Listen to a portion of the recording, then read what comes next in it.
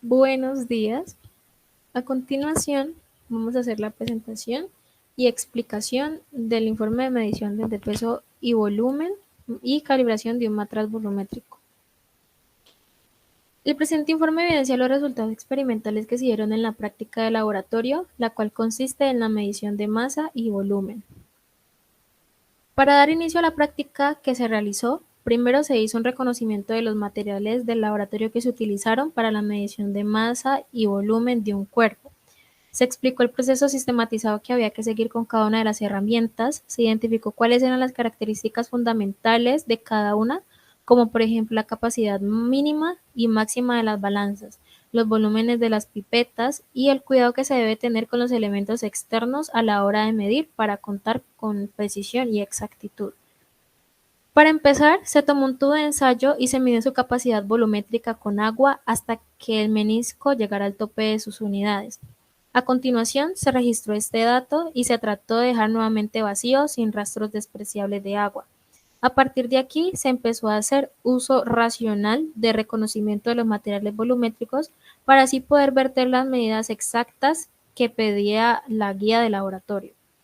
Para la primera medida se usó la bureta de 25 mililitros para vertir 17.3 mililitros de agua a la probeta graduada de 100 mililitros. Se usó la pipeta graduada de 5 mililitros para vertir 2.5 mililitros a la probeta, luego la probeta de 5 mililitros y la 10 mililitros para vertir este volumen exacto de 15 mililitros a la probeta. Se usó una pipeta graduada de 1 mililitro con 2 decimales significativos para vertir 0.18 mililitros y por último se eligió nuevamente la pipeta graduada de 10 mililitros para vertir 6.5 mililitros de agua y así sumando cada valor volumétrico experimental que se obtuvo y teniendo en cuenta los intervalos de graduación, obtener un valor total con sus cifras significativas correctas. Por último, después de haber recolectado los datos experimentales de la medición de volumen, se tomó un matraz volumétrico de 50 mililitros y se pesó 3 veces en la balanza mecánica, y con esos 3 datos se obtuvo el peso promedio. Después, se llenó con agua el matraz hasta el enrase y se pesó nuevamente 3 veces, y con esos 3 datos se obtuvo el peso promedio del matraz con agua. Asimismo, se realizó una diferencia entre los valores del matraz con agua y los valores del matraz vacío para obtener el peso promedio del agua. Para finalizar, se tomó el matraz con agua y un termómetro para tomar la temperatura y conocer su densidad. Resultados. Mediciones de volumen. A continuación, se vertió agua en cada uno de los instrumentos, dándonos los siguientes volúmenes y sumando un volumen total de 59.48 mililitros en la probeta de 100 mililitros. Mediciones de peso.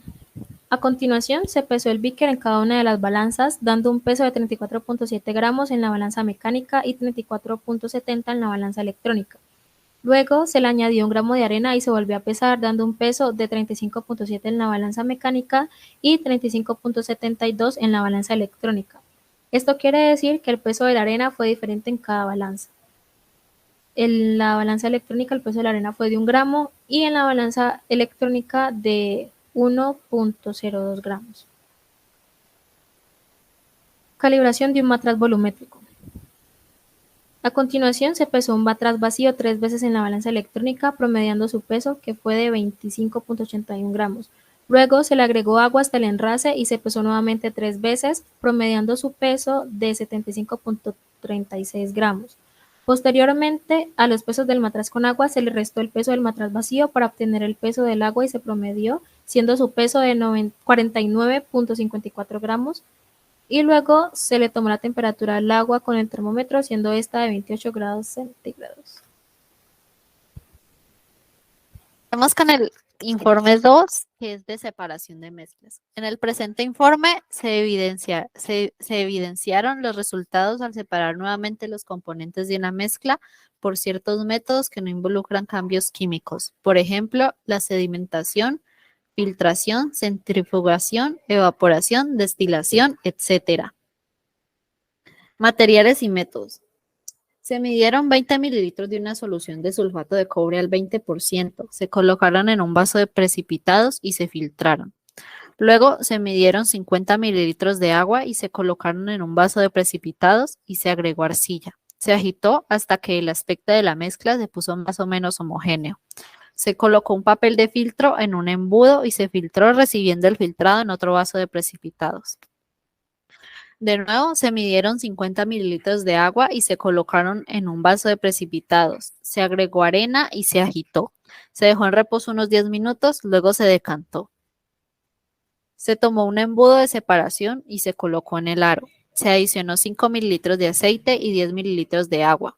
Se agitó el embudo con su contenido por un minuto. Se colocó en el aro y se dejó en reposo la mezcla de aceite y agua por unos 5 minutos. Una vez que el agua y el aceite se separaron, se colocó en un vaso de precipitados debajo del embudo para recibir la sustancia que se encontraba en la parte inferior. Se abrió la llave del embudo y se separaron estas dos sustancias. Resultados. Se midieron 20 mililitros de una solución de sulfato de cobre al 20% y se colocó en un vaso de precipitados y se filtró. Después de filtrar la solución, no pasó nada, ya que era una mezcla homogénea. Y este método de separación no sirvió. Para separar el agua de una solución de sulfato de cobre hay que utilizar el proceso de destilación. La destilación es un proceso en el cual se separan dos líquidos con diferentes puntos de ebullición. Se calienta la mezcla hasta que uno de los dos líquidos se evapora. Luego se condensa para recuperar la sustancia pura. Se midieron 50 mililitros de agua y se colocaron en un vaso de precipitados agregando arcilla. Se agitó hasta que el aspecto de la mezcla se puso más o menos homogéneo. Se colocó un papel de filtro en el embudo y se filtró recibiendo el filtrado en otro vaso de precipitados. Luego de filtrar, se observó que la arcilla, que la arcilla se quedó en el papel de filtro, pero aún así el agua quedó un poco turbia, como si aún tuviera arcilla. Se midieron 50 mililitros de agua y se colocaron en un vaso de precipitados, se agregó arena, se agitó y se dejó en reposo unos 10 minutos. Luego se decantó. La decantación fue el mejor método para este experimento, ya que se logró separar bien el agua de la arena. Se tomó el embudo de separación y se colocó en el aro. Se adicionó 5 mililitros de aceite, 10 mililitros de agua. Se agitó el embudo con su contenido por un minuto y se colocó en el aro. Se dejó en reposo la mezcla de aceite y agua por unos 5 minutos. Una vez que el agua y el aceite se separaron, se colocó un vaso de precipitados debajo del embudo para recibir la sustancia que se encontraba en la parte inferior. Se abrió la llave del embudo y se separaron estas dos sustancias. Se observó que el agua y el aceite no se mezclan, ya que el agua es un compuesto polar, mientras que el aceite es apolar. El aceite es menos denso que el agua, por eso este quedaba arriba. El agua quedaba abajo. Por eso esta fue la que salió cuando se abrió la llave del embudo. El embudo de separación es un instrumento de laboratorio utilizado para separar sustancias líquidas no miscibles o de una diferente densidad. Si se tiene una mezcla de dos líquidos que no se mezclan entre sí, como el agua y el aceite, el embudo de separación es útil para separarlos debido a que los líquidos tienen diferentes densidades, se formarán capas en el embudo, lo que permitirá su separación física.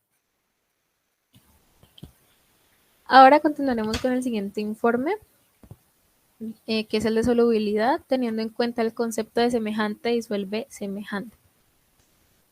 Materiales y métodos. Se colocó en 3 tubos de ensayo una pequeña cantidad de cada uno de los solutos. Se etiquetaron del 1 al 3 cada serie de tubos, 4 series, cada una de las cuales corresponden a un disolvente. Se agregaron 1 mililitro de cada uno de los disolventes a cada una de las 4 series. En el tubo de ensayo que contiene yodo disuelto en cloroformo, se agregó lentamente la disolución de sulfato de cobre en agua. En un tubo de ensayo se colocó 1 mililitro de cloroformo y se puso en la gradilla. Se agregaron lentamente gota a gota 2 mililitros de agua destilada resbalando por las paredes del tubo. Sobre el mismo se agregó 1 mililitro de hexano de la misma forma. Resultados y análisis. Se etiquetaron los tubos de ensayo según los solutos y en 4 series correspondientes a los disolventes. Posterior a esto, se agregó 0,5 mililitros de cada uno de los disolventes a cada una de las 4 series y se observó cuánto se habían disuelto los solutos, dando los siguientes resultados. El yodo se disolvió por completo en el hexano, en el cloroformo y en el etanol, mas no se disolvió en el agua. El yoduro de potasio no se disolvió por completo en el hexano, no se disolvió en el cloroformo, pero sí se disolvió en el etanol y en el agua.